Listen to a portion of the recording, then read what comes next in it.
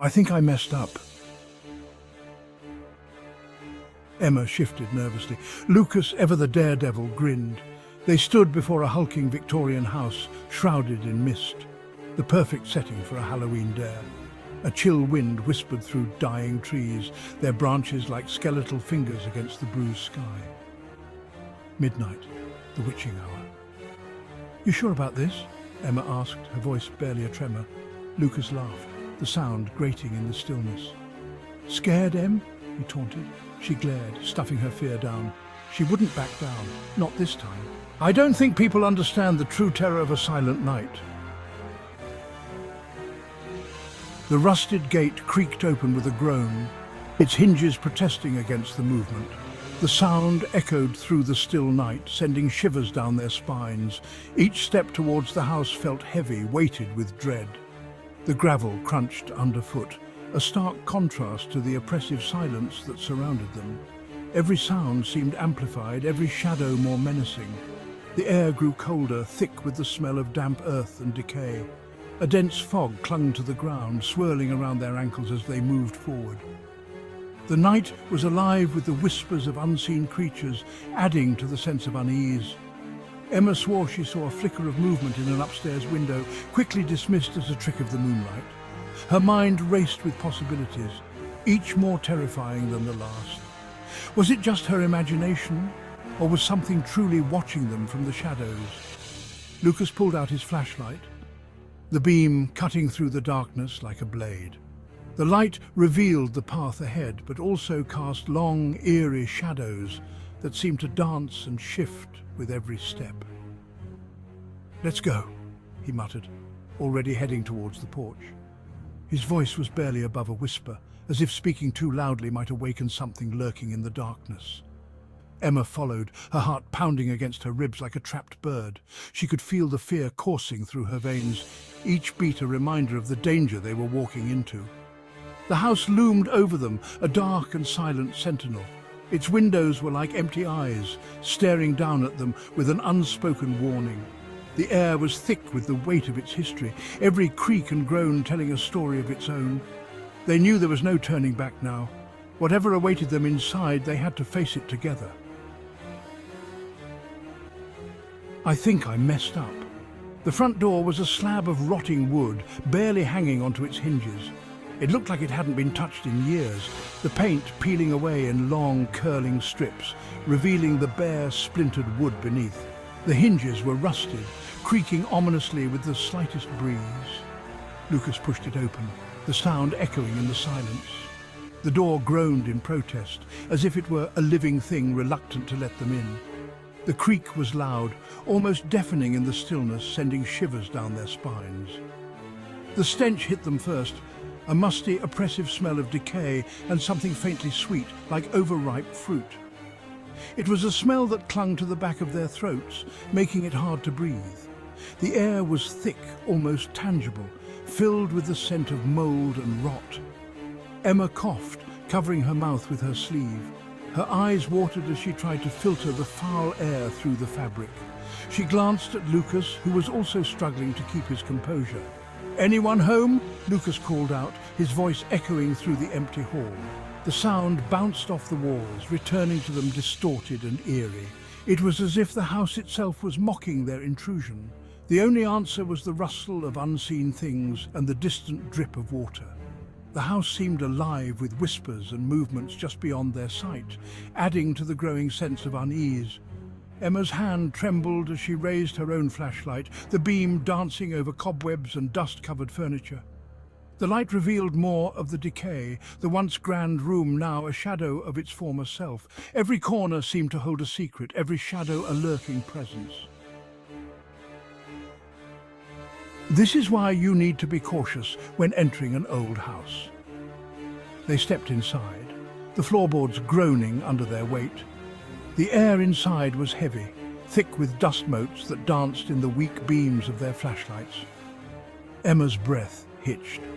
The silence was unnerving, broken only by the sound of their own footsteps and the erratic thump of her own heart.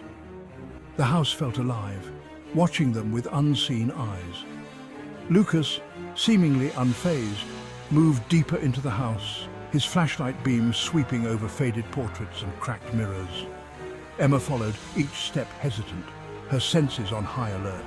I will never forget the sound after learning this. They entered a cavernous living room, the furniture shrouded in white sheets like ghosts themselves. Moonlight filtered through a broken window, casting long, distorted shadows on the wall. And then Emma heard it, a soft, rasping sound, like someone struggling to breathe. She froze, her blood turning to ice. "Lucas," she whispered, her voice tight with fear. He paused, listening. "What is it, Em?" "Just the wind." But it wasn't the wind. It was too rhythmic, too deliberate, the sound of something alive but not quite human. "You need to hear this if you're a fan of midnight horrors." They followed the sound, their flashlights cutting through the oppressive darkness. It led them down a long, narrow hallway, the air growing colder with each step. The breathing grew louder, accompanied by a soft, rhythmic thudding, like slow, heavy footsteps. At the end of the hall, a faint glow emanated from beneath a closed door. The breathing was coming from there. Emma's hand tightened around her flashlight, her knuckles white.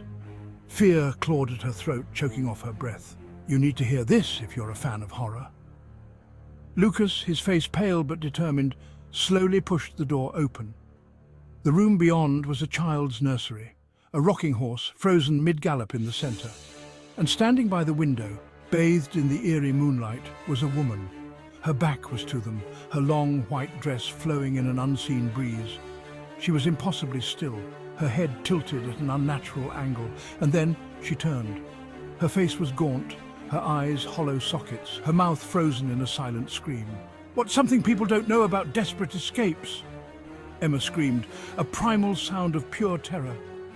Lucas stumbled back, dropping his flashlight. The woman glided towards them, her feet not seeming to touch the ground.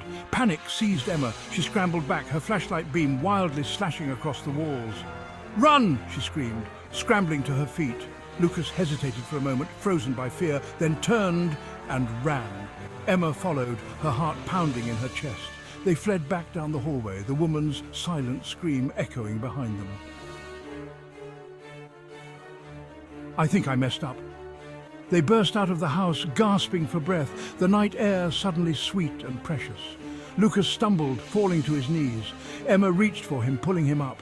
"Come on, we have to go," she urged, her voice raw with terror. But Lucas didn't move. He was staring back at the house, his eyes wide with horror. And then Emma understood. She was no longer alone. The ghostly woman now stood in the doorway, her eyes fixed on Lucas. "You need to hear this if you're a fan of chilling tales." In the heart of the forest, the moon cast an eerie glow, illuminating the fog that clung to the trees like a shroud. The silence was almost tangible, a heavy blanket that muffled every sound. Emma screamed, a desperate, pleading cry that shattered the stillness. Her voice echoed through the trees, a haunting sound that seemed to be swallowed by the darkness. But it was too late. The clock struck midnight, each chime a reminder of the time slipping away, of the moments lost forever. The woman reached out, her touch a whisper of ice against Lucas's forehead. It was as if the very essence of the night had come alive, a ghostly presence that sent shivers down his spine.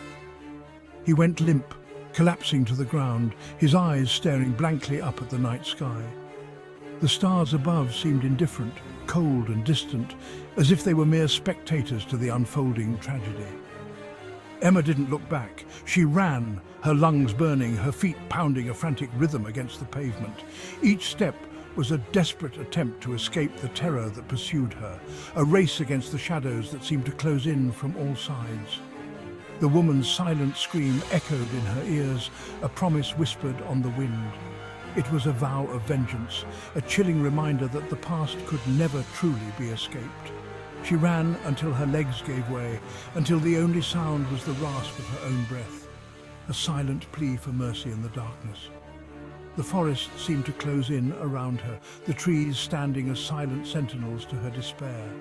She collapsed, her body trembling with exhaustion, her mind a whirlwind of fear and regret. The night was unforgiving, and as she lay there, she realized that some nightmares could never be outrun. If you enjoyed this story, Don't forget to like and subscribe for more chilling tales. Thank you for watching.